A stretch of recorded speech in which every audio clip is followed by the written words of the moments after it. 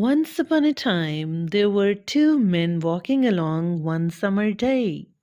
Soon it became so hard that they couldn't further move, and seeing a large plane tree nearby, they threw themselves on the ground to rest in its shade.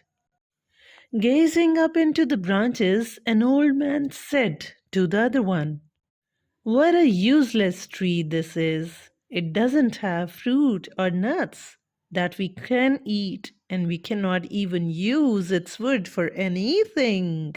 "Don't be so ungrateful," rustled the tree in reply.